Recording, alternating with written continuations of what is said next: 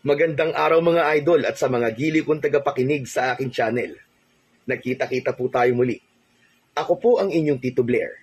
At sa araw na ito, pakinggan po natin ang kwento ni Crisanto, isang retiradong sundalo na piniling harapin at kalabanin ang mga namimesteng aswang sa kanilang lugar, sa kabila ng matinding pagtutol ng kanyang asawa. Sa tulong naman ng isang albularyo na nagngangalang Mang Andres, ay matututo si Crisanto na gumamit ng iba't ibang anting-anting na magagamit niya upang harapin ang mga nilalang ng kadiliman. Ngunit paano na lamang kung malaman ni Crisanto na ang pinakamalaking banta ay hindi lamang nagmumula sa labas ng kanyang tahanan, kundi mula sa taong pinakamalapit sa kanyang puso. Pero bago po ang lahat mga idol, huwag nating kalimutan mag-subscribe at i-hit ang notification bell sa aking YouTube channel na The Voice Addict para sa mas marami pang makapigil hiningang kwentong aswang at katatakutan mula sa mundo ng kababalagan. Simulan na po natin ang kwento. Crisanto? Ikaw ba talaga yan? Hindi ba ako nananaginip lang? Oo, Mabel. Ako nga ito. Nagbalik na ako. At pinapangako ko sa'yo na hindi na ako aalis. Diyos ko! Salamat sa Diyos at ligtas ka. Ang akala ko isa ka sa nasawi sa nangyaring enkwentro. Hindi ako papayag na mamamatay ako. Dahil nangako ko sa inyo ng anak natin na babalik ako at magkakasama-sama pa tayo. Mahigpit na niyakap ni Crisanto ang asawa niyang si Mabel. Halos 5 taon din silang hindi nagkita dahil sa pagiging sundalo ni Crisanto. Masyadong malayo ang San Guillermo kaya nagpapadala na lamang siya ng pera sa kanyang mag-ina ng mga panahon na wala siya sa tabi ng mga ito. Habang magkayakap ang dalawa, ay lumabas sa kwarto ang isang batang lalaki. Lumukso naman ang puso ni Crisanto nang makita ang bata. Naluluwa siyang tumingin kay Mabel. Saan ba si Junior? Ang anak natin, Mabel? Oo, Crisanto. Siya ang anak natin. Lumapit si Mabel kay Junior at dinala nito yun sa harapan ni Crisanto.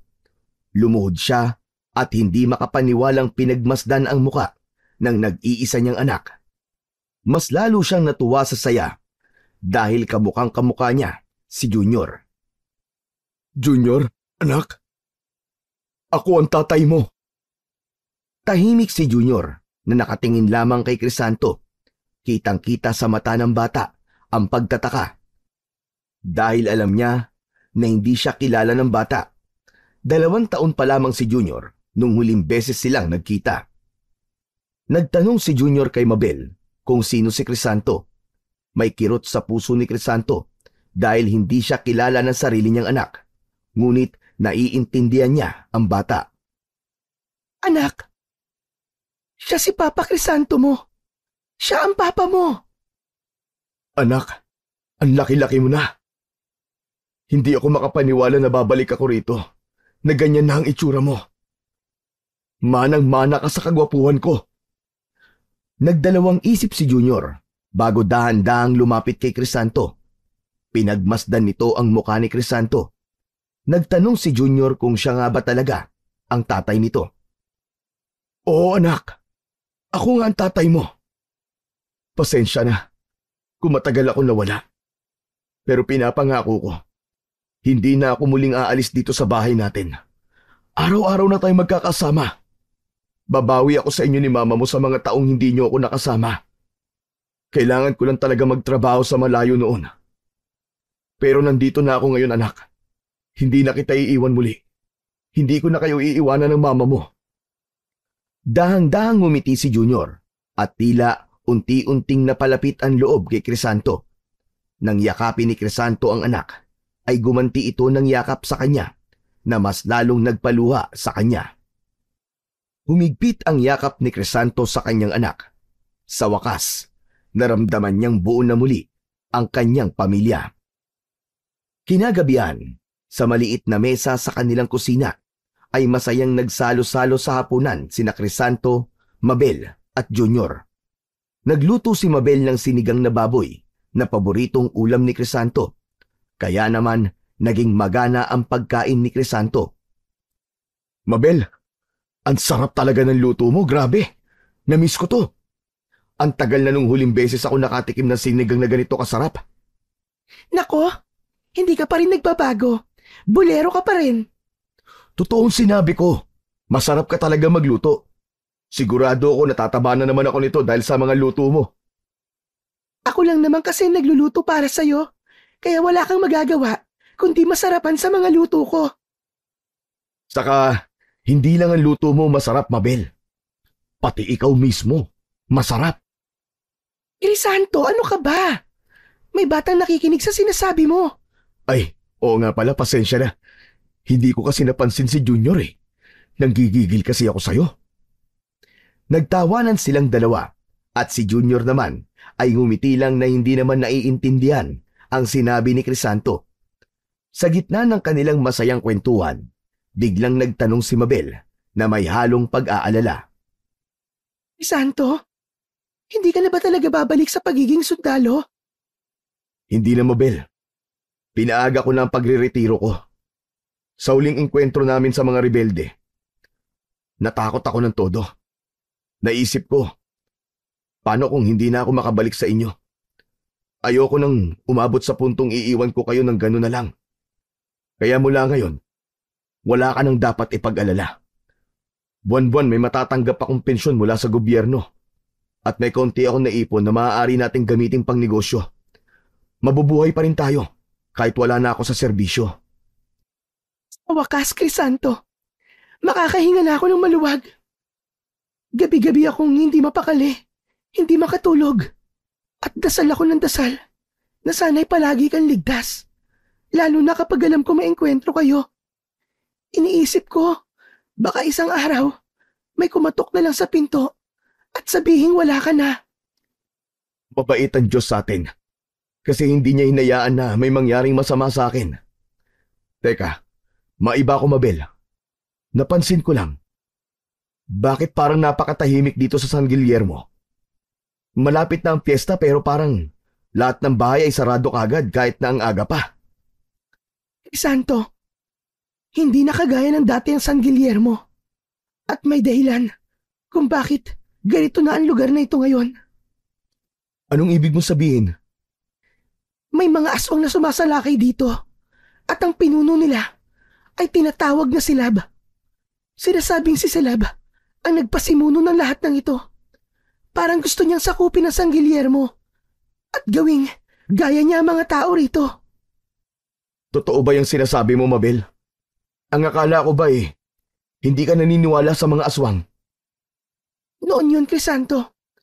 Pero na magsimula na ang pag-atake ng mga aswang dito, naniwala na ako. Ilang beses na silang sumalakay dito at marami-rami na rin silang buhay na kinuha. Wala bang nakikipaglaban sa mga aswang? At sa silab na sinasabi mo? Sa kasamaang palad ay wala. Kahit ang mga kalalakihan dito ay takot na lumaban. Hindi naman pwedeng walang lalaban sa mga aswang. Kailangan merong humarap sa kanila. Hindi pwedeng hayaan na lang nating magwagi ang mga aswang sa gusto nila mangyari rito sa San Guillermo. Crisanto, alam ko kung ano ang iniisip mo. Pero wag na. Wag kang lumaban sa mga aswang. Iba sila sa mga rebelde. Hindi sila tao. At mas mapanganib sila kaysa sa kahit na anong kalaban na nakaharap mo noon. Natigilan si Crisanto nang maramdaman niya ang takot sa tinig ni Mabel. Hindi lamang ito takot para sa kanya, kundi para na rin sa kanilang pamilya. Crisanto, natatakot ako para sa atin. Para kay Junior. Nung wala ka, gabi-gabi ako nagdadasal na sana hindi kami mapatay ng mga aswang. Kami lang ni Junior dito sa bahay.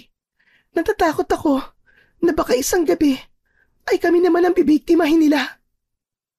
Wala ka nang dapat ipag-alala ngayon, Mabel. Huwag kang matakot. Nandito na ako. Poprotektahan ko kayo laban sa mga aswang. At hindi ako papayag na masaktan ka o si Junior na mga halimaw na yun. Ngumiti si Crisanto kay Mabel na may kasamang pagmamahal Alam niyang mapanganib ang kanilang sitwasyon sa San Guillermo, ngunit buo ang loob niya na gagawin niya ang lahat upang mapanatili ang kaligtasan ng kanyang pamilya. At lingid sa kaalaman ni Mabel, sa gabing yun, hindi lang si Mabel at Junior ang inisip niyang protektahan, kundi pati na rin ang buong San Guillermo. Isang gabi, nagising si Crisanto sa kaguluhang nagmumula sa labas. Malalakas na sigawan at ingay ng mga nagtatakbuhan tao ang bumalot sa kanilang paligid. Agad siyang napabalikwas ng bangon. Bumilis ang tibok ng kanyang puso. Bumaling siya kay Mabel na nagising na rin nang dahil sa ingay. Mabel, ano nangyayari sa labas? Bakit parang nagkakagulo mga tao? Crisanto, umaatake na naman ang mga aswang. Mabilis na bumangon si Crisanto at kinuha ang lumang itak na nakasabit at agad na nagtungo sa pinto. Ngunit bago pa siya makalabas, ay hinawakan siya ni Mabel sa braso ng mahigpit at puno ng takot. Anong gagawin mo, Crisanto? Kailangan kong tulungan ang mga tao. Crisanto, wag! Huwag kang lalabas! Hindi ko kayang walang gawin, Mabel. Isa akong sundalo. Kahit wala na ako sa serbisyo, kailangan ko silang tulungan. Paano kung may mangyari sa'yo? Paano kung mamatay ka? Paano na kami ni Junior? Hindi ako pwedeng manahimik, Mabel. Baka marami nang napapatay ng mga tao, mga aswang. Sa puntong yun ay nagbago ang ekspresyon ni Mabel. Pinakawalan nito ang braso ni Crisanto at matiim na tumingin sa kanya. Crisanto, lumabas ka! Makipaglaban ka sa mga aswang! Tapos kapag napatay ka ng mga aswang, hayaan mo na lang kami ni Junior na mabuhay nang wala ka. Kakabalik mo lang sa amin, tapos gusto mo na kagad ilagay sa peligro ang buhay mo. Mag-isip ka nga, Crisanto! Natigilan si Crisanto at natupok ang kanyang tapang nang makita ang takot sa mukha ni Mabel. Agad sa gilid ng kanyang paningin, nakita niya si Junior na tahimik na nakatingin sa kanya. Bakas sa mukha ng anak niya ang takot at pagkalito. Hindi man nagsalita ang bata, ay nagtagpo ang kanilang mga mata at doon naramdaman ni Crisanto ang pagtutol ni Junior sa nais niyang gawin. Napagtanto ni Crisanto na tama si Mabel. Huminga siya ng malalim at dahang-dahang ibinaba ang itak at inilapag sa tabi. Umupo siya sa sulok ng maliit nilang sala. Lumapit si Mabel at marahang naupo sa tabi niya.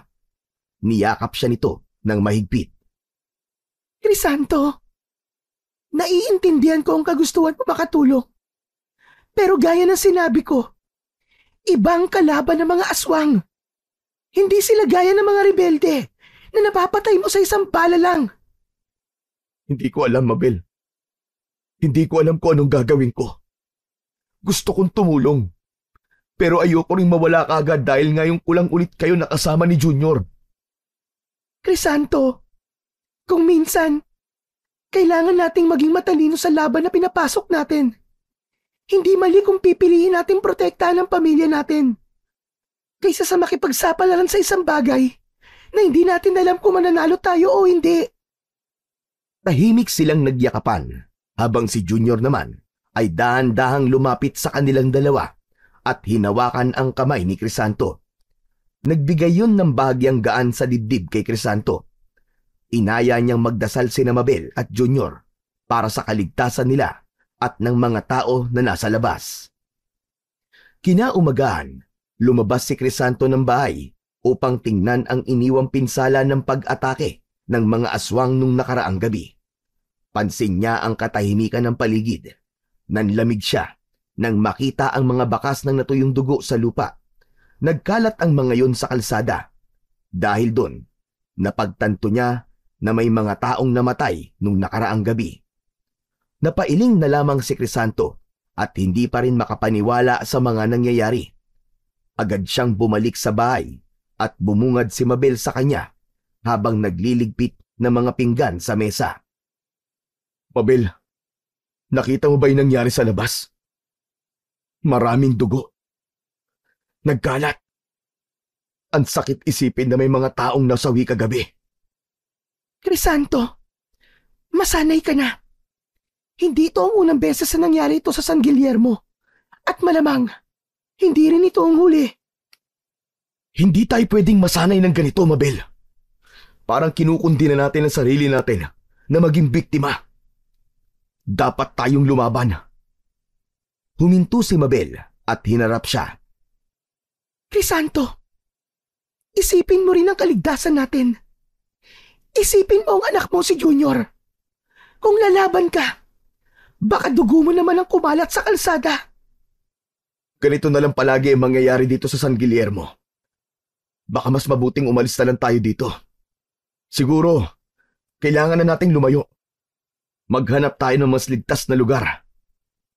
Wala tayong mapupuntahan, Crisanto. Ang pera natin, halos sakto lang para sa pangangailangan natin sa araw-araw. Kahit maliit na lupa sa labas ng San Guillermo, ay hindi natin kayang bilhin. Isa pa, sa tingin mo ba, sa San Guillermo lang umaatake ang mga aswang? Nagkakamali ka, Crisanto. Ang ibig mong sabihin? Maging sa Karatig Bayan ay umaatake rin sila? Oo. Sa tingin mo ba, ay hindi ko rin naisip na umalis dito? Wala nang ligtas na lugar ngayon dito, Crisanto. Lahat ay takot na sa mga aswang at sa pinuno nilang sisilab. Hindi na nakasagot pa si Crisanto. Ang pakiramdam niya ng sandaling yon ay isa siyang inutil. Nais niyang ipagtanggol ang kanyang pamilya at ang kanilang bayan. Ngunit iniisip niya si Mabel at ang galit na mararamdaman nito kapag ginawa niya ang kanyang gustong gawin. Nang magising si Crisanto isang umaga, ay napansin niya kagad ang pag-aalala sa mukha ni Mabel. Nang tanungin niya ito kung may problema ba, ay sinabi nito na mataas ang lagnat ni Junior. Nang damhin ni Crisanto ang leeg at noo ng kanyang anak, ay nabahala siya dahil sobrang init nito. Dalhin na kaya natin sa ospital si Junior, Mabel? Masyado pang maaga, Crisanto. Wala pang tricycle na napasok dito sa San Guillermo na ganitong oras. Anong gagawin natin? Teka, may bukas na bang tindahan para makabili tayo ng gamot? Meron naman, pero dalhin muna natin siya kay Mang Andres. Kahapon kasi, naglalaro si Junior malapit sa poso ni Aling Kuring. Ang sabi-sabi, meron daw mga diwending nakatira sa poso na yon. Baka albularyo ang kailangan natin. Sigurado ka ba? Oo, mahusay na albularyo si Mang Andres. Sigurado akong mapapagaling niya si Junior.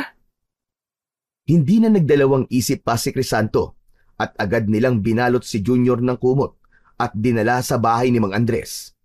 Sa pagdating nila doon, sinalubong sila ni Mang Andres. Sinabi ni Mabel dito ang lagay ni Junior at pinapasok naman sila agad ng matandang albularyo. Pinahiga ni Mang Andres si Junior sa banig, habang si Crisanto naman ay mataman na nakatingin sa gagawin ng albularyo sa kanyang anak. Sinuri ni Mang Andres si Junior. Sinuob nito ang bata. Kumuha ito ng isang dahon at nilagyan nito yun ng langis at itinapal sa dibdib, tiyan at sa likod ni Junior. Habang abala si Mang Andres sa panggagamot kay Junior, ay napatingin si Crisanto sa paligid ng loob ng kubo ng albularyo. Nakakita siya ng itak, pana, buntot ng pagi, at iba pang gamit sa pakikipaglaban na nakasabit sa dingding. Hindi niya napigilang magtanong. Mang Andres, bakit ang dami niyo po yatang sandata? Para saan po mga yan? Yan basta mga sandata lamang, Crisanto. Panlaban ang mga yan sa aswang. Kung ganun, nakikipaglaban po kayo sa mga aswang? Oo, tama ka. Nakikipaglaban ako, pero matagal na akong huminto. Ang katawan ko ay hindi na kasing lakas tulad ng dati. Hindi na ako nakatatagal sa mga laban. Wala po ba kayong anak o apo na maaaring magmana ng kakayahan nyo? Sayang naman po mga kaalaman na yan kung hindi po maipapasa sa iba. Wala akong naging pamilya, Crisanto. Sa tagal ng pakikipaglaban ko, hindi ako nagkaroon ng pagkakataon para magkaroon ng asawa at mga anak. Hindi ko naisip yun noon, kaya nakapagsisisi ngayong matanda na ako. Hayan, tapos ko nang gamutin ang anak mo. Mamaya o hanggang bukas ay wala nang lagnat niya. Maraming salamat po, Mang Andres. Tahimik na napaisip si Crisanto sa mga sinabi ng albularyo tungkol sa pakikipaglaban nito sa mga aswang dati. Nabuo sa kanyang isip ang isang ideya. Baka nga may paraan pa upang labanan ang mga aswang, pero kailangan niya ng tulong. Lihim siyang tumitig kay Mang Andres at sa loob-loob niya ay nasilayan niya ang pag-asa. Kinagabihan, hindi mapakali si Crisanto sa kanyang higaan. Paulit-ulit na naglalaro sa kanyang isip ang mga sinabi ni Mang Andres kanina. Malalim na ang gabi at si Mabel ay mahimbing nang natutulog habang katabi si Junior na humupa na ang lagnat. Hanggang isang ideya ang pumasok sa isipan ni Crisanto. Tahimik siyang bumangon at lumabas ng kanilang bahay. Naglakad siya sa madilim na daan patungo sa bahay ni Mang Andres. Nang makarating siya roon, ay kumatok siya ng mahina at ilang saglit pa ay bumukas ang pinto. May pagtataka naman sa mukha ni Mang Andres nang makita si Crisanto. Aba, Crisanto, gabing-gabi na.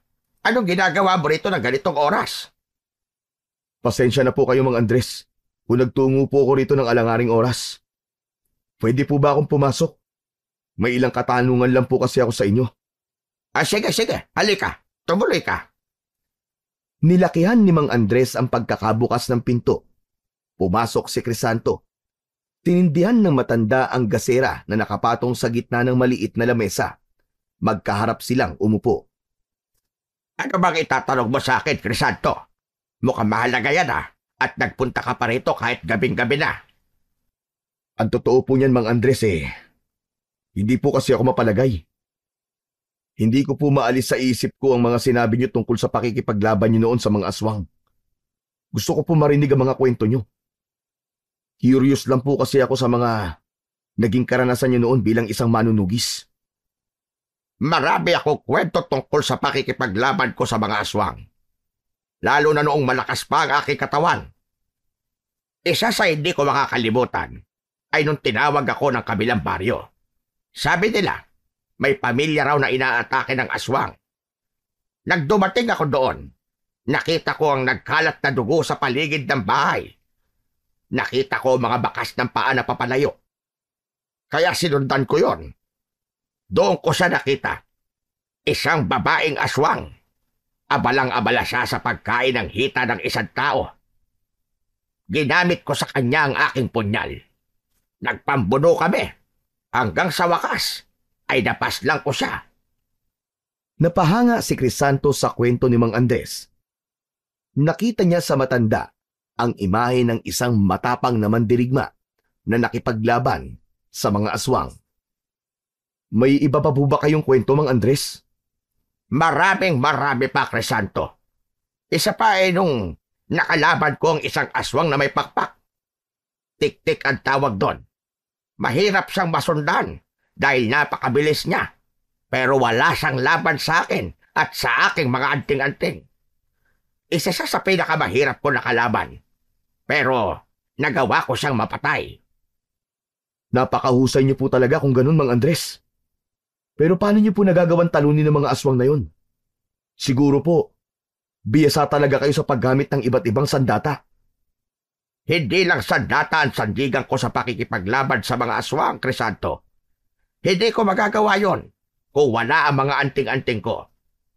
Hindi sapat ang lakas at tapang lamang, Crisanto. Ang mga aswang ay may mga kapangyarihan at karamihan sa kanila ay tuso. Kailangan ko ng proteksyon o isang bagay na panlaban sa kanilang kasamaan. Ang mga anting-anting ko ang nagbigay ng lakas sa akin para harapin sila ng walang takot. Nahulog si Crisanto sa malalim na pag-iisip. Ilang segundo siyang hindi nakapagsalita dahil binubuo niya sa kanyang isipan ang susunod niyang sasabihin kay Mang Andres. Matanong lang po, Mang Andres. May paraan pa po ba para maipasa niyo ang kaalaman niyo sa anting-anting at pakikipaglaban sa mga aswang? Imposible ang sinasabi mo, Crisanto. Wala akong anak na mapagpapasahan ng mga kaalamang meron ako. Lahat ng ito ay madadala ko na lamang sa hukay kapag ako'y patay na. Ako, Mang Andres. Sa akin niyo ipasa lahat ng kaalaman na meron kayo. Nais kong matutunan mula sa inyong pakikipaglaban sa mga aswang at ang pagiging antingero. Saglit na natigilan si Mang Andres. Maya-maya lamang ay tumawa ito ng mahina. Teka, bakit po kayo tumatawa? May nakakatawa po ba sa mga sinasabi ko? Nakakatawa ka, Crisanto. Alam kong hindi ka seryoso sa sinasabi mo. Ang pakikipaglaban sa mga aswang ay hindi isang biro. Higit pa sa lakas at tapang ang kailangan, lalo na sa kagaya mong walang kaalaman sa ganoong klaseng laban. Alam ko na isa ka dating sundalo, pero iba ang pakikipaglaban sa mga tao at iba rin ang pakikipaglaban sa mga aswang. Hindi po ako nagbibiro, Mang Andres. Seryoso po ako. Kailangan kong matutunan ng lahat ng alam nyo. Kailangan nyo akong turuan. Hindi lang ng pakikipaglaban, kundi pati na rin ng paggamit ng anting-anting. Natigilan si Mang Andres sa determinasyong nakita nito kay Crisanto. Doon na sumeryoso ang mukha ng matandang albularyo. Crisanto, tatanungin kita. Bakit interesado kang tahakin ang landas sa tinahak ko? Alam mo ba kung gaano kadelikado ang buhay na pinipili mo?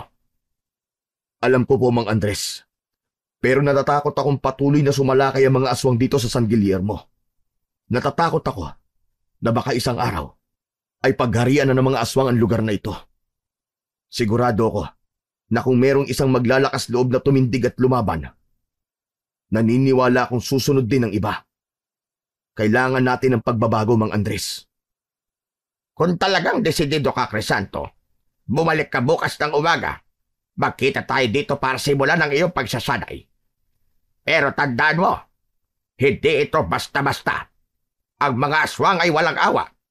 At ang mga aral ko ay maaaring maging delikado rin para sa iyo at sa mga taong mahalaga sa buhay mo. Handa po akong sumugal, Mang Andres. Kung para sa kaligtasan ng San Guillermo at ng aking mag-ina, ay gagawin ko po ang lahat. Tumango si Mang Andres at nakita ni Crisanto ang pag-asa sa mga mata ng matandang albularyo. Pagkatapos makipag-usap kay Mang Andres, ay naglakad na si Crisanto pabalik sa kanilang bahay. Ang malamlam na liwanag ng buwan ang naging tanglaw niya sa madilim na gabi. Pagdating niya sa kanilang tahanan, nagulat siya nang makita si Mabel na nakatayo sa bungad ng pintuan. Alam niya na hinihintay siya ng kanyang asawa. Bakit naman gising ka pa, Mabel? Naalimpungatan lang ako. Pagising ko wala ka na. Saan ka ba galing, Crisanto? Gabing-gabi na pero lumalabas ka pa. Nagpapahangin lang ako sa labas. Kailangan ko lang mag-isip. Hindi ka na dapat lumalabas kapag gabi na. Hindi natin alam kung kailan naatake ang mga aswang. Baka kung ano pang mangyari sa'yo. Kaya ko naman ang sarili ko, Mabel eh. Huwag ka mag-alala. Wag na wag mong mamaliitin ang mga aswang. Lalo na si Silab. Crisanto, delikado sila kaysa sa inaakala natin. Tumango si Crisanto at tuluyan na siyang pumasok sa kanilang bahay. Umupo siya habang si Mabel naman ay isinara ang pinto. Kumusta na si Junior? Wala na siyang lagnat. Maayos na siya ngayon. Mahusay pala talagang albularyo si Mang Andres, ano? Ang mabuti pa matulog na tayo, Mabel. Hindi na nagsalita pa si Mabel at nauna na itong bumalik sa kanilang kwarto. Nang sumunod doon si Crisanto, ay tumabi siya sa kanyang asawa. Habang nakatingin sa kisame, ay patuloy na iniisip ni Crisanto ang desisyong binitiwan niya ng gabing yon. Alam niyang magagalit si Mabel kung malalaman nito na nais niyang labanan ng mga aswang gamit ang mga kaalaman ni Mang Andres. Kaya't nagdesisyon siyang itago ang kanyang plano na yon sa kanyang asawa. Niyakap ni Crisanto si Mabel ng maigpit. Sa kabila ng takot at pangamba, nanatili siyang determinado na protektahan ang kanyang mahal sa buhay at ang kanilang baryo mula sa mga aswang. Nang magising si Crisanto ng sumunod na araw, ay nag-isip na kagad siya ng idadahilan niya kay Mabel kung bakit kailangan niyang umalis. Matapos nilang mag-almusal, ay agad niyang kinausap ang kanyang asawa. Mabel, pupunta lang ako sa talon sa gubat. Matagal ko na rin hindi napupuntahan yon. O sige, pero mag-iingat ka ha. At huwag ka magpapagabi. Hindi naman ako magpapagabi doon. Maaga pa naman saka gusto ko lang talagang puntahan ng lugar na yun. Maya-maya pa, umalis na si Crisanto at nagtungo siya sa bahay ni Mang Andres. Ikinutwiran lang niya kay Mabel ang pagpunta sa talon, pero ang totoo ay sa bahay ng albularyo siya magtutungo. Pagdating niya sa bahay ni Mang Andres, ay nakita niya itong nagkakape sa labas. Magandang umaga po sa inyo, Mang Andres. Magandang umaga rin naman sa'yo, Crisanto. Sigurado ka na ba talaga? Kapag sinimulan mo na ito, ay hindi ka na maaaring umatras. Sigurado na po ako, Mang Andres. Alam kong ito po ang tamang panahon para magkaroon ng bagong tagapagtanggol ang lugar na ito, laban sa mga aswang. Inaya si Crisanto ni Mang Andres sa loob ng kubo nito. Inilapag nito sa ibabaw ng mesa ang isang kahon na gawa sa kahoy. Nang buksan nito yon, ay tumambad kay Crisanto ang iba't ibang anyo at laki ng mga anting-anting. May kwintas, singsing at medalyon. Lahat ay merong mga simbolong nakaukit sa mga yon. Napakarami niyo po palang anting-anting, Mang Andres. Itong mga anting-anting na ito, hindi lahat sa akin galing. Ang iba ibinigay lang ng mga kilalang antingero na nakasama ko nung mas bata pa ako. Hinawakan ni Mang Andres ang isa sa mga anting-anting, isang kwintas na may maliit na piraso ng bato. Ang isang ito, kapag suot mo ay mararamdaman mong may aswang sa paligid. Kahit na hindi mo sila nakikita, iinit ang bato na ito kapag merong banta ng aswang sa paligid. Kinuha ni Mang Andres ang isang singsing na may malaking itim na bato sa gitna. Ito naman isang to. Kapag suot mo ito, ay hindi ka makikita ng mga aswang. Maglalaho ka sa kanilang paningin. Ngunit may hangganan ng kapangyarihan ito at kailangan mo ulit ritualan upang bumalik ang kapangyarihan. Sinundan pa yon ng iba pang anting-anting at bawat isa ay may natatanging kapangyarihan. Labis ang pagkamangha ni Crisanto habang ipinapaliwanag sa kanya ni Mang Andres ang bawat nagagawa ng mga anting-anting. Inam pala, Mang Andres. Hindi ko akalain na napakaraming klase ng anting-anting na may iba't ibang gamit. Tama ka, Crisanto. Pero dapat ay sa kabutihan mo lamang gagamitin ang lahat ng ito. Dahil ito ay ginawa upang labanan ang kasamaan. Malaki ang posibilidad na mawalan ng bisa ang mga ito kapag ginamit sa maling paraan. Pero, paano po kayo nagkaroon ng ganyang karaming anting-anting? Ang iba ay ako mismo nakakuha. Pero karamihan sa mga yan ay bigay lamang sa akin na mahuhusay na antingero na nakilala ko. Sunod na inilabas ni Mang Andres ang isang punyal na may kakaibang kinang ang talim. Maging ang hawakan nun ay meron ding kakaibang disenyo at mga simbolo. Itong punyal na ito ay ang paborito ko sa lahat ng aking sandata, Crisanto. May nakadikit na medalyon sa hawakan nito. Isang anting-anting na nagbibigay lakas at proteksyon sa kung sino man ang magmamay-ari nito. Inabot ni Mang Andres ang punyal kay Crisanto na agad naman niyang tinanggap. Tinitigan ni Crisanto ang hawakan ng punyal at napansin niya ang medalyon na nakaukit doon. Ramdam niya ang kakaibang enerhiya na nagmumula sa punyal. Alam kong sanay ka na sa pakikipaglaban, kaya't hindi na natin kailangan pagtuunan nyo ng pansin. Ang kailangan mong matutunan sa ngayon ay ang tamang paggamit ng bawat anting-anting, Crisanto. Maraming salamat po, Mang Andres. Gagawin ko po ang lahat ng aking makakaya para magamit na maayos ang mga ituturo niyo sa akin. At nangangako po ko na gagamitin ko ang lahat ng yun sa kabutihan lamang at sa pagsugpo sa kasamaan dito sa San Guillermo. Ang San Guillermo ay nangangailangan ng bagong tagapagtanggol, Crisanto. Kung ikaw man ang nakatakdang gumanap sa tungkuling yon, sana ay panindigan mo hanggang huli. Ngunit labis akong nasisiyahan dahil may isang kagaya mo na nagkaroon ng lakas ng loob para labanan ang kasamaan sa lugar na ito. Naramdaman ni Crisanto ang bigat ng kanyang pinasok. Ngunit buo na ang kanyang loob. Alam niyang delikado ang mga gagawin niya. Ngunit mas malakas ang kanyang kagustuhang protektahan ang kanyang pamilya at ang kanilang bayan mula sa mga aswang. Simula noon, tuwing umaga ay umaalis si Crisanto sa kanilang bahay upang magtungo sa kubo ni Mang Andres.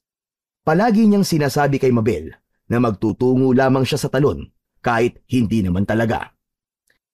Isa-isang ipinagkakatiwala ni Mang Andres kay Crisanto ang mga anting-anting. Unang ibinigay sa kanya ang kwintas na nagbababala kung may aswang sa paligid. At kalaunan, isang medalyon na nagbibigay proteksyon laban sa mga aswang. Kasabay ng pagturo ni Mang Andres kay Crisanto kung paano gamitin ang mga anting-anting, ay tinuruan din siya nito ng mga ritual at dasal na kailangang isagawa upang mapanatili ang kapangyarihan ng bawat anting-anting. Mahigpit ang bilin ni Mang Andres na huwag kakalimutan ni Crisanto ang mga ritual dahil mawawalan ng bisa ang mga anting-anting kung bababayaan ang mga ito. Isang hapon, habang nagpapahinga si Crisanto sa kanilang bahay, ay nilapitan siya ni Mabel. Crisanto, napansin kong madalas kang nasa kubo ni Mang Andres. Kanina lang, nadaanan kita ron at nakita ko kayong nag-uusap. Ano bang pinag-uusapan yung dalawa? Sandaling natigilan si Crisanto. Kumabog ang kanyang dibdib dahil baka nahalata na ni Mabel ang mga ginagawa niya. Ngunit mabilis siyang nakabawi at ngumiti kay Mabel. Wala naman, Mabel. Si Mang Andres lang kasi ang itinuturing kong kaibigan dito sa San Guillermo. Kaya madalas akong dumadaan doon para makipagkwentuhan sa kanya. Ano naman ang pinagkakwentuhan nyo? Wala naman. Kung ano-ano lang tungkol sa buhay-buhay. Sana nga, Crisanto. Yan lang talaga ang ginagawa nyo ron.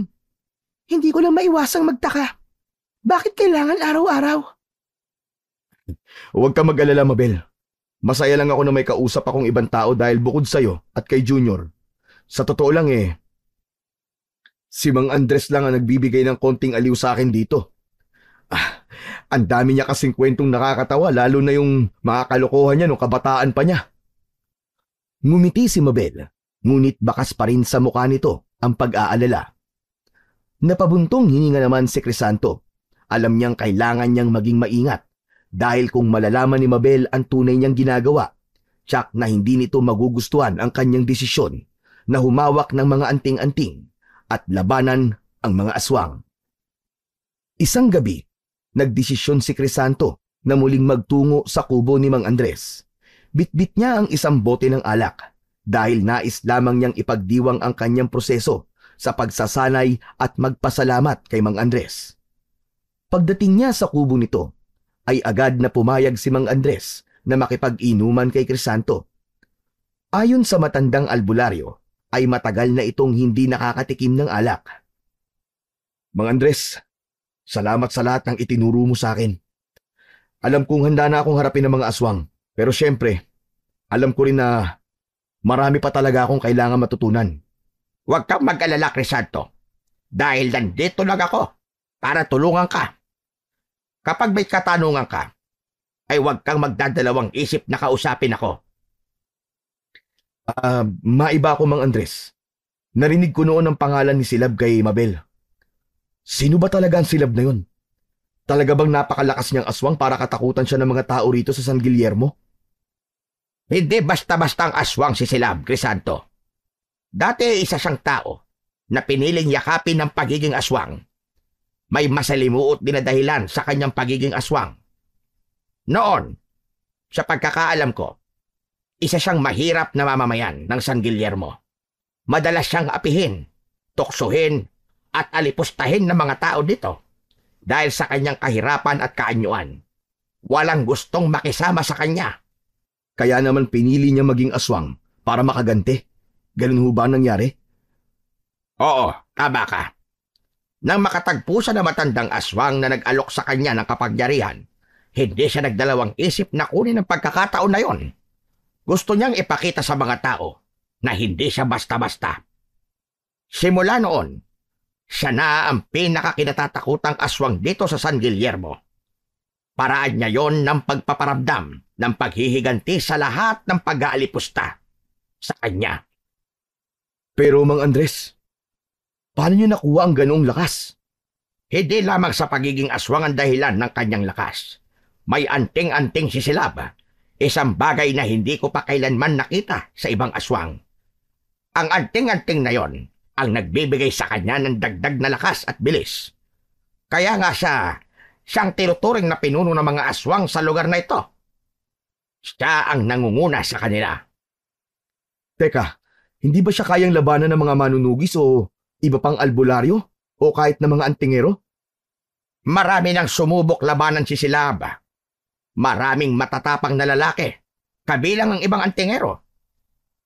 Ngunit wala nagtagumpay sa kanila dahil sa kapangyarihan ng kanyang anting-anting at ang husay niya sa pakikipaglaban. Maraming nasaktan at namatay.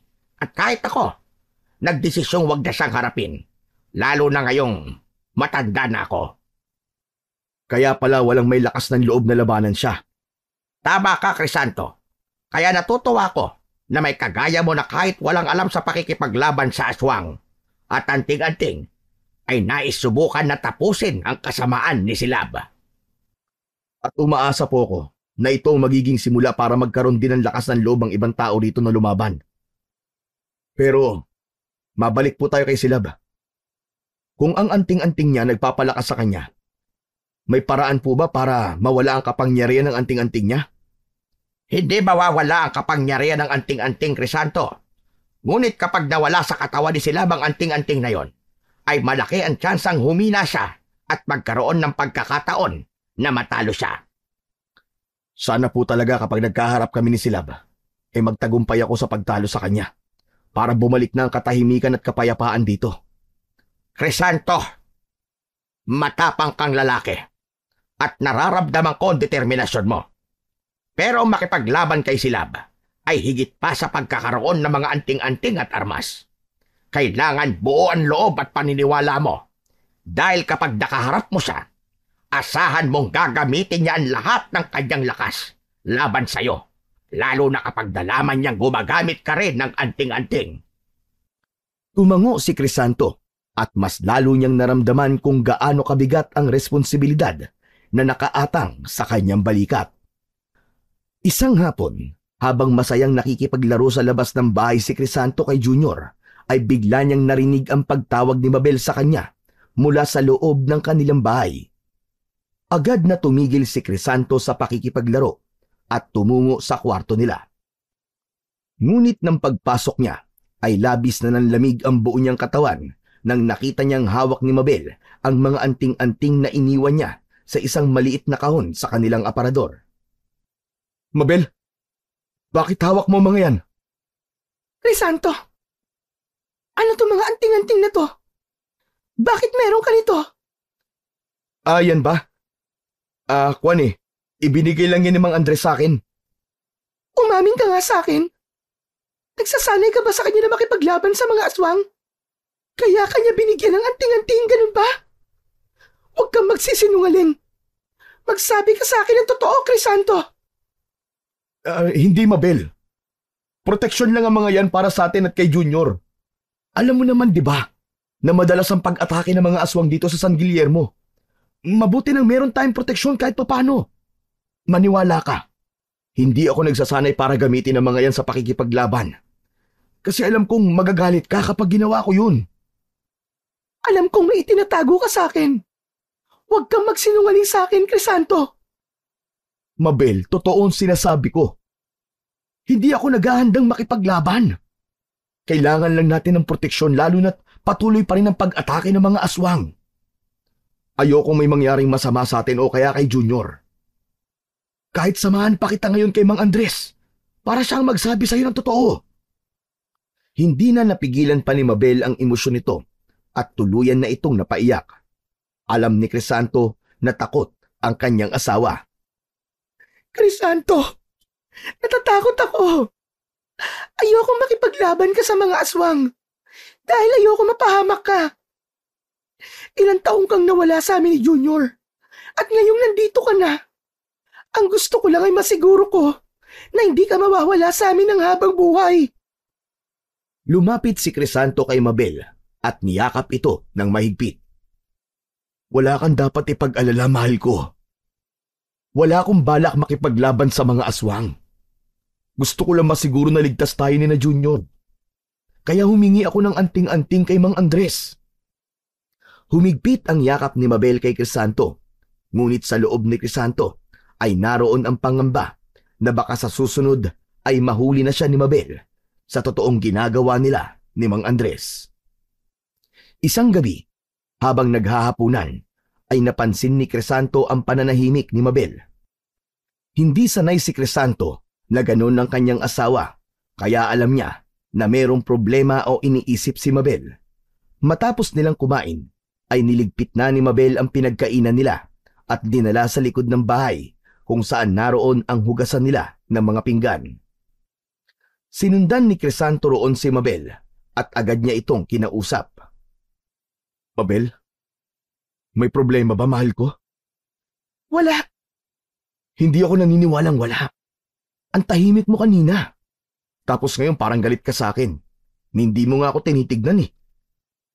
Huminga ng malalim si Mabel. Itinigil nito ang ginagawa at tumingin kay Crisanto. Santo, kinausap ko kanina si Mang Andres. Bakit mo siya kinausap? Gusto ko lang makasiguro nagsasabi ka ng totoo sa akin. Ayoko nang magduda pa. Pinilit ko si Mang Andres na magsabi ng totoo. At sinabi niya ang lahat sa akin, Crisanto. Napalunok si Crisanto at hindi siya nakapagsalita. Crisanto, bakit hindi ka nakinig sa akin? Hindi ba't sinabi ko nang ayoko makipaglaban ka sa mga aswang? Mabel, gagawin ko yun para sa'yo. Para sa anak nating si Junior. At para sa lahat ng taga San Guillermo. Hindi ko kaya manahimik at hayaan na lamang ang mga aswang na patuloy na pumatay ng mga inosenteng tao. Naniniwala ako na kung meron lang magsisimula ng paglaban, susunod ang iba. Hindi lang ang buhay mo ang nilalagay mo sa peligro. Ano sa tingin mo ang gagawin mo kapag nalaman ng mga aswang na nilalabanan mo sila? Ako at si Junior, ang babalikan nila. Pangako, Mabel, hindi ko hahayaan na may mangyaring masama sa inyo ni Junior. Poprotektahan ko kayo. Kaya hayaan mo akong lumaban. Hindi ko kayang walang gawin habang patuloy silang umaatake at pumapatay ng mga tao dito sa San Guillermo. Ang gusto ko lang naman ay suportahan mo ko. Siguro nga, hindi na kita kayang pigilan sa gusto mo. Pero sana lang, maging sapat ang mga anting-anting mo para protektahan tayo. Dahil kapag may nangyaring masama kay Junior, habang buhay kitang sisisihin at hindi kita mapapatawad. Hindi na hinintay ni Mabel na makapagsalita pa si Crisanto. Naramdaman niya ang galit ng kanyang asawa. Sa pagkakataon na yon, ay umasa na lang siyang darating ang araw na mauunawaan ni Mabel kung bakit niya yun kailangang gawin. Habang nakatingin si Crisanto sa naiwang hugasin ni Mabel, ay napailing na lamang siya dahil alam niya na siya ang kailangang tumapos ng mga yun. Isang gabi ay naputol ang mahimbing na tulog ni Crisanto nang makarinig siya ng malalakas na sigawan mula sa labas. Merong mga humihingi ng tulong na sinasabayan ng malalakas pa na pag-angil mula sa mga aswang. Hindi na nagdalawang isip si Crisanto at agad siyang bumangon. Kinuha niya mula sa aparador ang mga anting-anting at isinuot yun. Kinuha niya rin ang punyal na ibinigay ni Mang Andres. Palabas na sana siya ng pinto, ngunit biglang humarang sa kanya si Mabel. Crisanto, huwag kang lumabas. Baka mapahamak ka. Mabel, tulad ng sinabi ko, hindi ko kayang walang gawin. Lalo't meron na akong mga anting-anting. Kahit paano ay may laban ako sa mga aswang. Pero paano kami ni Junior kung may mangyari sa'yo? Crisanto, pakiusap. Makinig ka naman sa akin ngayon. Ako naman ang pagbigyan mo ngayon, Mabel. Desidido na akong labanan ng mga hayop na aswang ngayon. Walang nagawa si Mabel nang lagpasan ito ni Crisanto. Diretso siyang lumabas at hinanap ang pinagmumulan ng kaguluhan. Paglabas ni Crisanto ay kaagad niyang nakita ang ilang mga aswang na naglipa na sa paligid. Hawak ang punyal ay sumugod siya ng walang takot sa mga aswang. Sa bawat pag-atake niya gamit ang punyal ay may isang aswang na natutumba at humahandusay sa lupa. Ang mga anting-anting niya ay tila nagbibigkas ng kakaibang lakas sa kanyang katawan habang nag-uumapaw ang tapang sa kanyang dibdib. Sinugod ni Crisanto ang 3 aswang ng sabay-sabay, ngunit dahil sa kanyang bilis at lakas na hatid ng anting-anting, ay matagumpay niyang nadepensahan ang sarili. Magkakasabay na bumagsak sa lupa ang 3 aswang at lahat ay may malalalim na laslas sa leeg. Walang nasa isip si Crisanto ng sandaling yun, kundi ang patayin ang lahat ng aswang na kanyang nakikita. Isa-isang napapatay ni Crisanto ang mga aswang hanggang sa dumami pa ang kanyang mga kalaban. Ngunit hindi nagpatinag si Crisanto.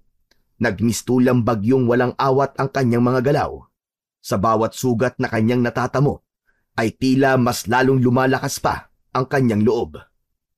Hanggang sa isa-isang umatras na ang mga natitirang aswang, tumakbo ang mga yon hanggang sa tuluyan nang nawala sa kadiliman. Maya-maya pa ay wala nang natirang aswang at alam ni Crisanto na nasindak ang mga yon sa kanyang lakas at tapang. Huminga siya ng malalim habang ang buong paligid ay binalot ng nakakabinging katahimikan.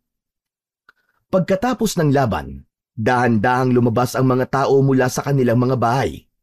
Lahat ay nakatingin kay Crisanto. Sinamantala ni Crisanto ang pagkakataon na yon upang iparating ang kanyang mensahe. Mga kanayon! Hindi na natin kailangan matakot! Nakita niyo ang ginawa ko! Kaya rin nating lumaban sa mga aswang.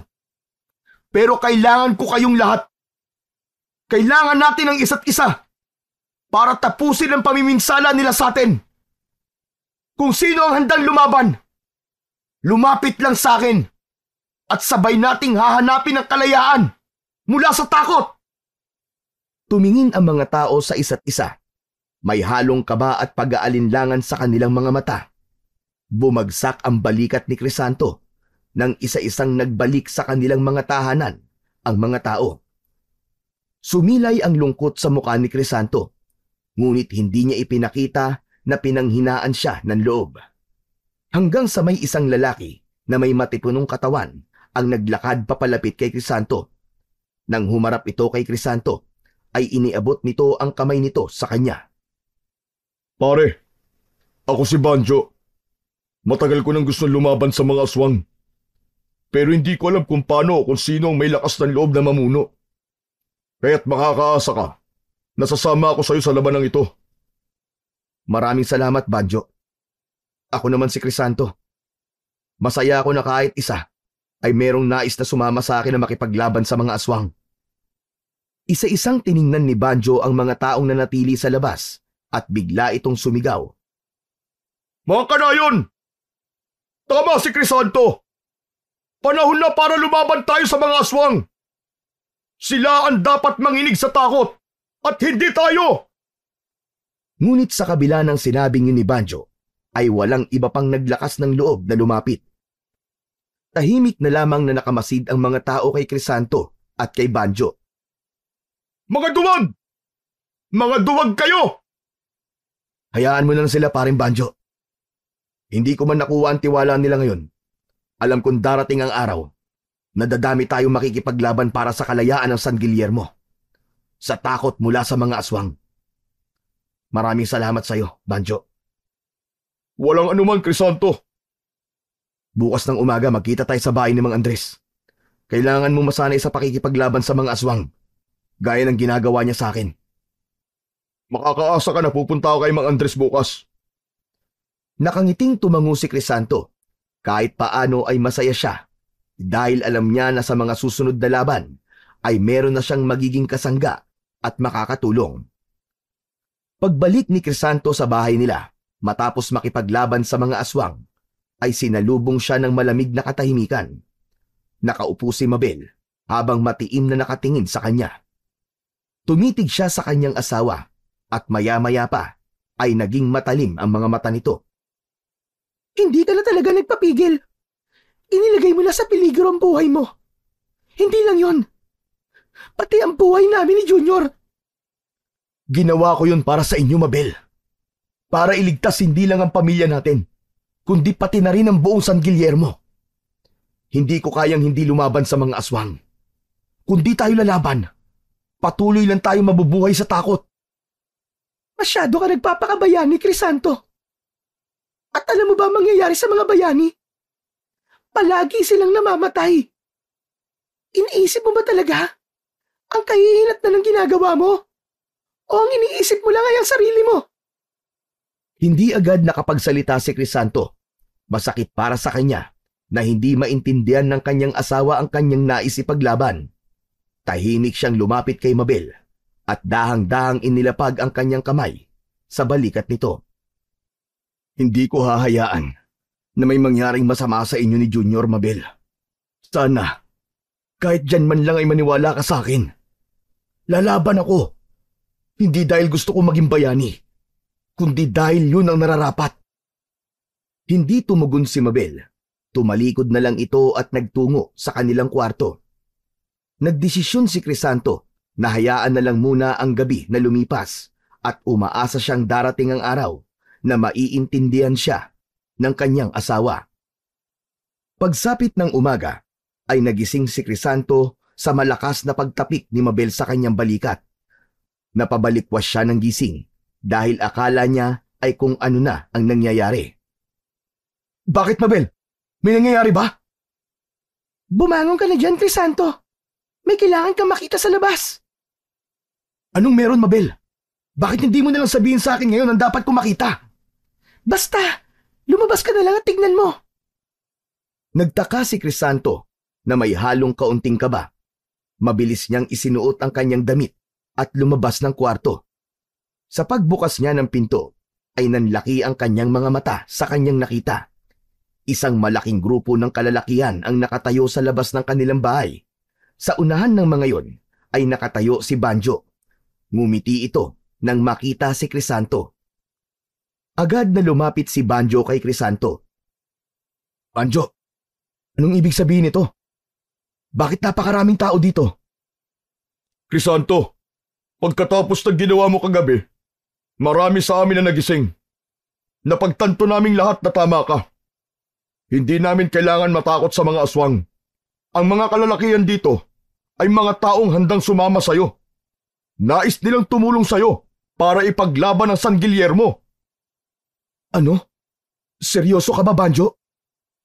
Hindi ko inaakala na mangyayari to. Maraming salamat. Mga kanayon, maraming salamat sa inyong lahat. Napakahalaga nito para sa akin at sa ating bayan. Napuno ng emosyon si Crisanto at hindi niya napigilang maluha. Hindi siya makapaniwala sa dami ng taong dumating upang ipakita ang kanilang suporta. Ang kanyang pusong puno ng takot at pag-aalinlangan kagabi ay tila napalitan ng kasiyahan at pag-asa. Pumailan lang ang mga sigaw ng kasamahan na puno ng determinasyon at pag-asa. Sa kauna-unahang pagkakataon, nakita ni Crisanto ang tunay na lakas ng pagkakaisa sa San Guillermo. Sinulyapan niya si Mabel na nakatayo sa may pintuan na seryosong nakatingin sa kanya. Alam niya na hindi pa rin tanggap ng kanyang asawa ang paglaban niya sa mga aswang, pero hindi niya na muna yun inisip. Dahil puno ng kasiyahan ang kanyang puso ng umagang yun. Agad na nagtungo si Crisanto kasama ang mga kalalakihan sa San Guillermo sa kubo ni Mang Andres. Nang makita sila ni Mang Andres ay naguluhan ito ng una, kaya agad na ipinaliwanag ni Crisanto kung bakit siya maraming kasamang lalaki. Hindi ko akalain na magagawa mong hikayatin ng ganito karaming tao, Crisanto. Nagbunga kagad ang ginawa mong pakikipaglaban sa mga aswang. Hindi po ba? Ang sabi ko ay kailangan lang na merong isang tao na makipaglaban sa mga aswang para marami nang sumunod. Ito na ho yun, Mang Andres. Nagtagumpay ho tayo. Ikaw ang nagtagumpay sa pagbuo ng puwersa para labanan ng mga aswang, Crisanto. Malaking bagay ito. Ang tapang mo ang nagbigay ng lakas ng loob sa kanila. Maraming salamat po, Mang Andres. Alam kong yun ang tamang gawin. Hindi tayo maaaring mamuhay sa takot habang unti-unting inaalipin ng mga aswang ang ating bayan. Masaya ako, Mang Andres. Dahil sa wakas, may laban na tayo. Humarap si Mang Andres sa mga kasama ni Crisanto. Malugod ko kayong tinatanggap dito sa aking tahanan upang kayo ay magsanay. Lilinangin natin ang inyong tapang at kakayahan dahil hindi biro ang ating haharapin. Ngunit ang tapang at pagkakaisa ay sapat na upang magkaroon tayo ng malaking pag-asa para magapi natin ang ating mga kalaban. Simula sa araw na yon, ay nagsimula na ang mga kalalakihan sa pagsasanay. Itinuro ni Mang Andres ang mga tamang paghawak ng mga armas at paggamit ng mga anting-anting para sa proteksyon laban sa mga aswang. Bawat isa sa kanila ay binigyan ng simpleng anting-anting, ngunit ilan lamang ang nagkaroon ng mas makapangyarihang proteksyon at isa na roon si Banjo. Nagpatuloy ang araw na puno ng determinasyon at pagtutulungan. Alam ni Crisanto na ang laban sa mga aswang ay hindi madali. Ngunit ng sandaling yon ay alam niyang may lakas siya, hindi lamang mula sa mga anting-anting, kundi mula sa pagkakaisa at tapang ng kanyang mga kababayan. Isang umaga, nagtipon sina Crisanto at mga kalalakihan sa kubo ni Mang Andres. Lahat sila ay tahimik na nakinig habang nagpapaliwanag ang matandang albularyo. Matagal ko nang alam kung nasaan ang kuta ng mga aswang. Nasa gitna ito ng kagubatan. Isa yung tagong lugar na halos walang taong nakakapasok. Noon, hindi ko sinabi sa inyo dahil alam kong wala pa tayong sapat na lakas para sumugod. Ngunit ngayong narito na kayong lahat at buo na ang inyong loob. Oras na para tuparin natin ang matagal ko ng plano. Kailangan nating lusubin ang kuta nila. Kailan ho natin gagawin ang pag-atake, Mang Andres? Bukas ng umaga, aatake tayo kung kailan umaga dahil ganong oras ay mahihina ang mga aswang at malaki ang pag-asa nating manalo. Ngunit, meron akong babala sa inyo. Naroon si Silab.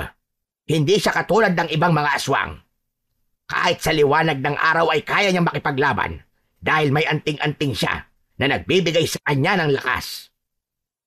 Maghahanda tayong lahat, mga kasama. Gagamitin natin ang ating mga anting-anting at sandata. Hindi ito magiging simpleng laban. Pero kung magtutulungan tayo, sigurado ako, kakayanin natin ang laban sa mga aswang. Panahon na para tayo naman na sumalakay. Hindi na tayo magiging biktima ng mga aswang. Tayo magpapakita ng lakas sa kanila. At sa ating pagkakaisa, wawakasan natin ang kasamaan ni Silab at ng kanyang mga alagad. Nagpalakpakan ang lahat. Nakita ni Crisanto sa mukha ng bawat isa na naroon ang kagustuhan na manalo sa nalalapit nilang pakikidigma sa mga aswang at kay Silab. Salamat, Mang Andres. Handa na kami. Bukas, lalaban tayo para sa San Guillermo. Matapos ang pagpupulong, ay tahimik na umuwi si Crisanto sa kanilang bahay. Nakita niya si Mabel sa likod ng bahay habang naglalaba. Nilapitan ito ni Crisanto, ngunit kahit alam ni Mabel na naroon siya, ay hindi man lang siya nito tiningnan. Mahal ko, bukas ng umaga, ay sasalakayin namin ang kuta ni na Silab sa gubat.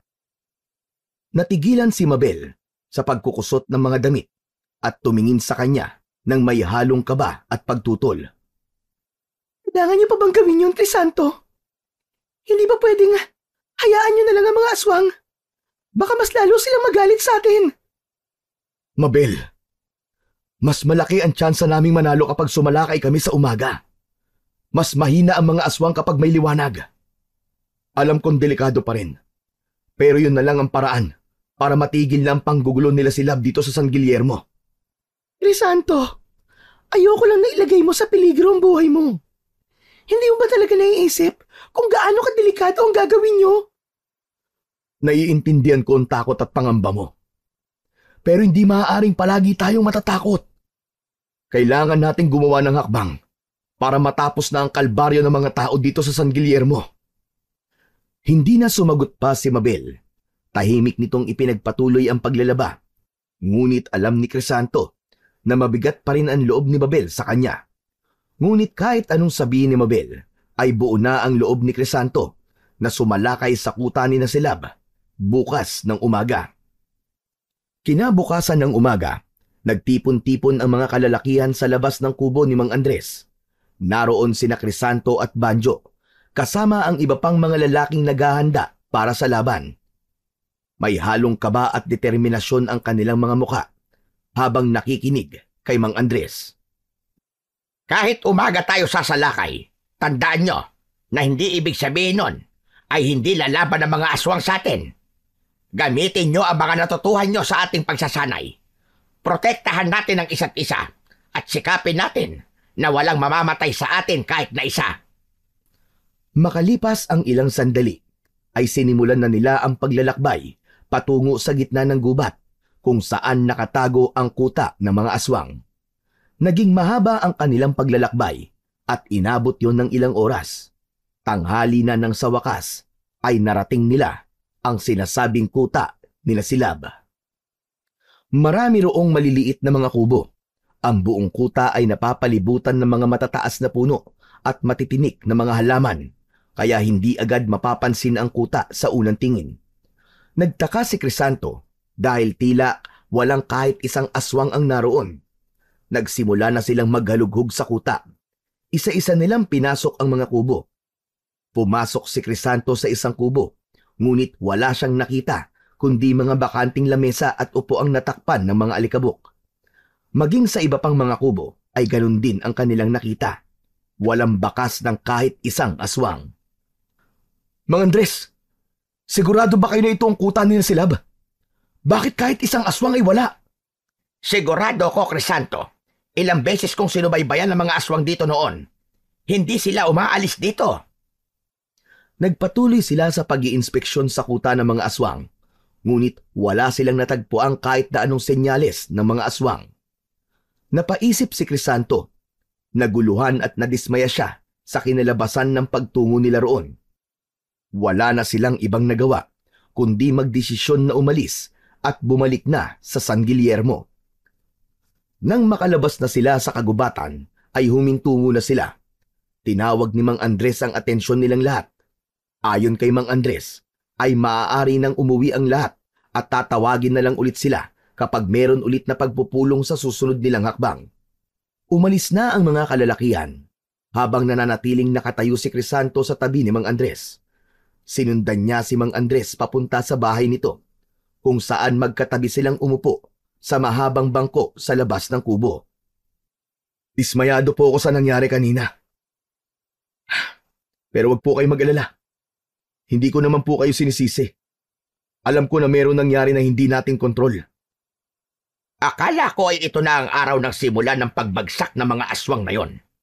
Pero parang nabaliwala ang lahat ng paghahanda natin. Malakas po ang kutob ko na natunugan nila sila ang plano natin. Mang Andres, hindi ko maisip na kung kailan tayo sasalakay sa kanila, ay saka naman wala sila sa kanilang kuta. Yun din ang iniisip ko kanina pa. Tayo-tayo lang naman ang nakakaalam ng planong yon. At walang iba na maaaring magsabi ng kinasilab. Ibig po bang sabihin ay may nagbigay ng impormasyon kinasilab mula sa grupo natin? Iyan ang kutob ko, Crisanto. Ang mga aswang ay hindi basta-basta aalis sa kuta nila ng walang mabigat na dahilan. Mukhang may nagbigay ng babala sa kanila. Sigurado ko na merong traidor at mahalaga na malaman natin kung sino ang traidor na yon bago pa mahuli ang lahat. Pero Mang Andres, sino kaya ang gagawa nun? Wala akong makita ni isa sa grupo natin na mukhang traidor. Alam kong mahirap isipin, Crisanto, pero tandaan mo, hindi madaling tuklasin ang tunay na layunin ng isang tao, lalo na sa ganitong laban. Kaya mag-iingat ka at maging mapagmasid sa bawat galaw ng kasama natin. Ramdam ni Crisanto ang bigat ng kanilang sitwasyon. Dama niya ang pangamba at pagdududang bumalot sa kanyang isipan. Pero sa kabila ng lahat, hindi niya maisip kung sino sa kanilang mga kasamaan ang maaaring magtaksil sa kanila. Sa lahat ng kanyang nakasama, walang sino man sa kanila ang mukhang may kakayahang magkanulo sa kanila. Ang misyon nilang makipaglaban sa mga aswang ay tila lalong naging komplikado dahil sa banta ng isang traidor sa kanilang grupo. Isang umaga, muling nagtipon-tipon sina Crisanto, Mang Andres at mga kalalakihan sa labas ng kubo ng albularyo upang pagplanuhan ang kanilang sunod na hakbang.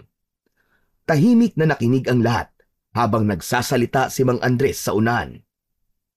Bilog na naman ang buwan mamayang gabi. Alam natin na sa ganitong pagkakataon, malakas ang mga aswang. Ito ang oras na kadalasang umaatake sila dahil pinapalakas sila ng liwanag ng buwan. Ngunit ngayon, gagamitin natin ito laban sa kanila.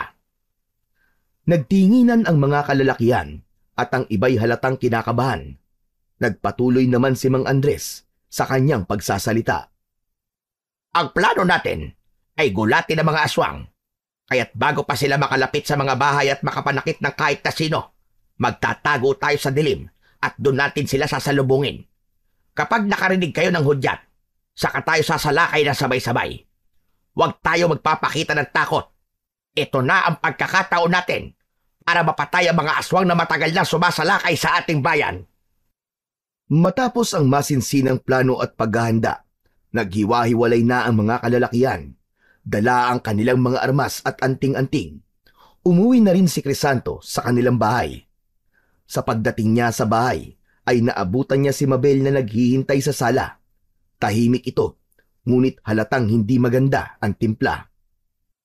At saan ka na naman galing, Crisanto? Sa bahay ni Mang Andres, nagkaroon kami ng pagpupulong. At ano na naman ang plano nyo? Hindi pa ba kayo nadadala? Na hindi kayo nagtagumpay sa nauna yung plano? Mas maganda ang plano namin sa pagkakataong to, Mabel. Magtatago kami mamayang gabi at babantayan ng paligid. Aatakihin namin ang mga aswang nang hindi sila handa. Hindi nagpakita ng emosyon si Mabel, ngunit halata ang alinlangan sa mga mata nito.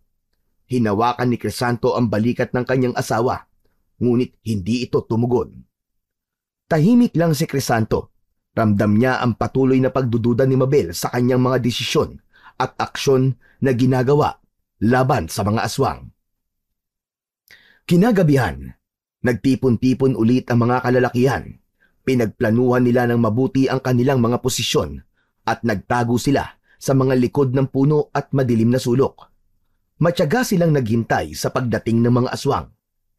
Lumipas ang ilang oras at lumalim ang gabi. Ngunit wala ni isang aswang ang dumating. Tumingin si Crisanto kay Mang Andres na tila nag-aalangan din. Hanggang sa lumipas pa ang ilang oras at tuluyan ng sumikat ang araw, walang aswang na nagpakita. Nang makita na nila ang pagsikat ng araw, ay sinabihan na ni Mang Andres ang lahat na maaari nang umuwi ang mga ito. Habang palayo ang lahat, ay nanatili sina Crisanto at Mang Andres na nakatayo sa gilid ng daan. Mang Andres, sa pagkakataon na to, sigurado ako na tama nga ang hinala natin. Natutunugan ng aswang ang mga plano natin. Alam ko, Crisanto, hindi ito simpleng pagkakataon lamang. Wala tayong ibang nakakausap sa mga plano natin, kundi tayong mga nasa grupo lamang. Meron nga talagang traidor. Malaman ko lang talaga kung sino ang traidor. Humanda siya sa akin. Ako mismo magpapakain sa kanya sa mga aswang. Ilang gabi na naging tahimik at payapa ang buong San Guillermo. Ngunit sa kabila ng lahat, ay hindi pa rin naging kampante si Crisanto. Malakas ang kutob niya, nasasalakay pa rin ang mga aswang. Lalo na sa gabing aakalain ng mga aswang na hindi sila handa. Hanggang sa sandaling yon, ay isang malaking palaisipan pa rin sa kanila ni Mang Andres kung sino ba sa grupo nila ang traidor. Hanggang isang hating gabi, nagising si Crisanto sa malakas na pagkatok sa pinto ng kanilang bahay. Sinabayan ang mga pagkatok ng pagtawag ni Mang Andres sa pagtawag sa pangalan ni Crisanto. Agad na nagbihis si Crisanto ng damit at binuksan ang pinto. Ang lamig ng gabi ay sumalubong sa kanya, kasabay ng tensyon sa muka ni Mang Andres. Mang Andres, ano nangyari? Umaatake ang mga aswang sa kabilang baryo, Crisanto. Kailangan natin silang tulungan. Agad na kumilos si Crisanto. Kinuha ang kanyang mga anting-anting at isa-isang isinuot ang mga yon. Kasunod noon ay kinuha niya ang kanyang punyal. Matapos na maghanda, ay nakita siya ni Mabel sa gilid ng pintuan. Masama ang tingin nito sa kanya. na nag-iwan ng bigat sa kanyang puso. Alam niyang hindi pa rin siya suportado ni Mabel sa pangunguna niya sa paglaban sa mga aswang. Walang imik na tumango si Crisanto kay Mabel bilang pagpapaalam at sumama na siya kay Mang Andres. Naglakad silang dalawa sa katahimikan ng gabi at isa-isa nilang pinuntahan ni Mang Andres ang mga bahay ng mga kalalakihang kasama sa kanilang hukbo. Ang bawat isa ay mabilis na lumabas dala ang kanilang mga sandata at anting-anting at sabay-sabay silang naglakbay papunta sa kabilang baryong sinasalakay ng mga aswang. Sa kanilang pagdating sa baryo ay natigilan sila at nanlumo sa tanawin na sumalubong sa kanila. Ang mga aswang ay walang habas na umaatake sa mga tao, habang ang ilan sa mga residente ay nagtatangkang lumaban, ngunit kulang sa kakayahan at lakas ang mga yun. Ang kaguluhan ay pinuno ng sigawan mula sa mga tao at mga halakhak ng mga aswang. Walang sinayang na oras ang grupo ni Crisanto at Mang Andres. Agad silang sumugod upang labanan ang mga nilalang ng kadiliman. Nang magsimula ang bakbakan, mabilis na nakipagtuos si Crisanto at mga iba pang mga kalalakihan. Marahas at mabagsik ang mga aswang, ngunit si Crisanto ay pinalakas ng tapang at ng kanilang mga anting-anting, kaya nagawa nilang makasabay sa puwersa ng mga aswang. Habang nagaganap ang matinding laban, lumapit si Mang Andres kay Crisanto at sinabi nito na naroon si Silab. Itinuro ni Mang Andres ang isang matangkad na aswang na nakangiti habang pinagmamasdan ang kaguluhan. Si Silab, ang pinuno ng mga aswang, ay isang nakakatakot na nilalang. Matangkad ito, may malalim at maitim na mga mata na tila bumabaon sa kaluluwa ng sinumang tititigan. Ang kanyang kutis ay maputla at ang mga kamay nito ay nagtataglay ng mahahaba at matutulis na mga kuko. Ako na ang bahala kay Silab, Mang Andres. Sigurado ka ba, Crisanto? Oo. Tulungan niyo na lang po ang iba. Mag-iingat ka. Basta gamitin mo ang lahat ng itinuro ko sa iyo. Mabilis na lumapit si Crisanto kay Silab at matapang niyang tinawag ang pangalan nito. Nang lumingon si Silab sa kanya, ay isang nakakatakot na ngiti ang sumilay sa labi nito.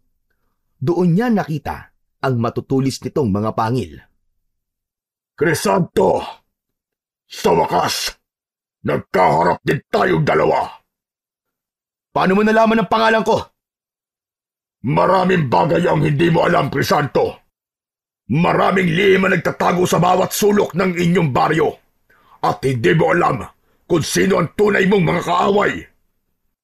Alam ni Crisanto na ang tinutukoy ni Silab ay ang traidor sa kanilang grupo. Nilabanan niya ang tingin nito at mahigpit niyang hinawakan ang kanyang punyal. Ang mga kasamahan niya naman, kasama si Mang Andres, ay abala sa pakikipagsagupaan sa iba pang mga aswang. Mabilis na umatake si Silab kay Crisanto. Ang mga kamay nitong may matatalas na kuko ay bumaon sa katawan ni Crisanto.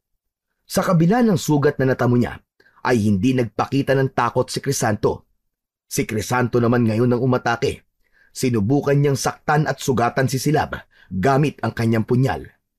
Habang nakikipaglaban siya kay Silab, ay inisip niya sina Mabel at Junior.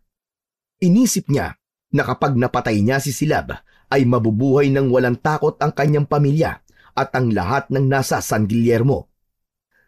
Nagtagisan ng lakas sina Crisanto at Silab. Nakatuon ang pansin ni Crisanto sa malaking medalyon na nakasabit sa leeg ni Silab, hanggang sa nagkaroon siya ng pagkakataon at malakas niyang sinaksak ang medalyon ni Silab. Nagulat si Silab nang mawasak ang medalyon at nalaglag sa lupa ang mga piraso nun. Isang nakakalokong ngisi ang pinakawalan ni Crisanto. O ano? Paano ba yan, Silab? Wala na ang anting-anting mo. Paano ka palalaban ngayon? Iniisip mo ba na porket wala na akong anting-anting ay matatalo mo na ako? Hindi ka magtatagumpay na patayin ako! Galit na muling umatake si Silab at napansin ni Crisanto na nabawasan ang bilis at lakas ni Silab simula nang masira ang suot nitong medalyon, kaya sinamantala niya ang pagkakataon na yon. Pero sa kabila ng pagkawala ng anting-anting ni Silab ay hindi pa rin yung naging hadlang upang masaktan nito si Crisanto. Bumaba ang depensa ni Crisanto at sa bawat tama ng mga kuko ni Silab sa kanyang katawan ay nakaramdam siya ng matinding sakit. Napunit ang kanyang damit at laman at ang dugo niya ay tumulo mula sa sugat sa iba't ibang parte ng kanyang katawan. Subalit hindi pa rin nagpatinag si Crisanto. Sa isang mabilis na galaw, sinugod niya si Silab at isinaksak ang punyal sa tagiliran nito. Napaungol si Silab sa sakit at isang nakakatakot na hiyaw ang kumawala sa lalamunan nito. Walang tigil na pinagsasaksak ni Crisanto si Silab. Nanghina si Silab sa bawat saksak ni Crisanto, ngunit lumalaban pa rin ito. Tinipon nito ang mga kuko at isinaksak nito yon sa tiyan ni Crisanto. Napaluhod sa lupa si Crisanto at halos mawalan siya ng lakas. Ngunit naramdaman niya ang mainit na enerhiya ng kanyang mga anting-anting na tila nagpapabalik sa kanya ng lakas at determinasyon. Dahan-dahang muling tumayo si Crisanto. Umatake si Silab pero iniwasan niya yon. Itinarak ni Crisanto ang punyal sa tapat ng puso ni Silab. Napupuno ng puot si Crisanto at ipinagdiinan pa niya ang punyal sa dibdib ng aswang. Nang magtagpo ang kanilang mga mata sa huling sandali, nakita ni Crisanto ang takot at pagkagulat sa mukha ni Silab. Nanghina si Silab at bumagsak ito sa lupa. Nangisay ito hanggang sa wakas ay huminto na ang paggalaw at paghinga ni Silab. Sa pagkamatay ng pinuno ng mga aswang ay nagkagulo ang mga natitirang aswang. Ang ilan sa kanila ay mabilis na umatras at ang iba naman ay naglaho na lamang sa kadiliman. Ang kanilang lakas ay tila napukol kasabay ng pagbagsak ng kanilang pinuno. Isang hiyaw ng tagumpay ang kumawala mula sa mga kasamahan ni Crisanto. Nakaramdam ng matinding kasiyahan at ginhawa si Crisanto. Sa kabila ng kanyang mga sugat na natamo, hindi niya mapigilang ngumiti habang pinagmamasdan ang kanyang mga kasamahan na nagdidiwang at nagsasaya sa nakamit nilang tagumpay. Pagkatapos ng madugong labanan, ay umuwi si Crisanto sa kanilang bahay.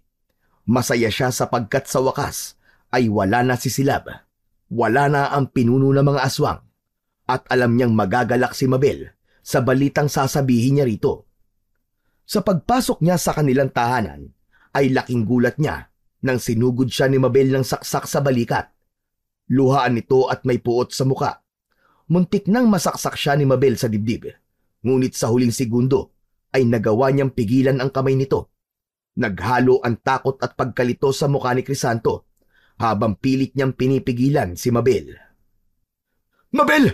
Ano bang ginagawa mo? Bakit mo ako sinaktan?" Dahil pinatay mo siya! Pinatay mo si Silab! "Anong ibig mo sabihin? Bakit nagagalit ka dahil pinatay ko si Silab? Hindi ba'y dapat matuwa ka?" Dahil mahal ko si Silab! Mahal ko si Silab, Crisanto! Meron kaming relasyon. At ngayon, pinatay mo siya. Kaya ang dapat sa'yo ay mamatay na rin! Parang nabingi si Crisanto sa mga sinabi ni Mabel.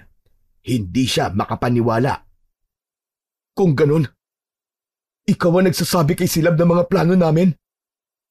Dahil ayoko magtagumpay kayo sa pagpatay kay Silab.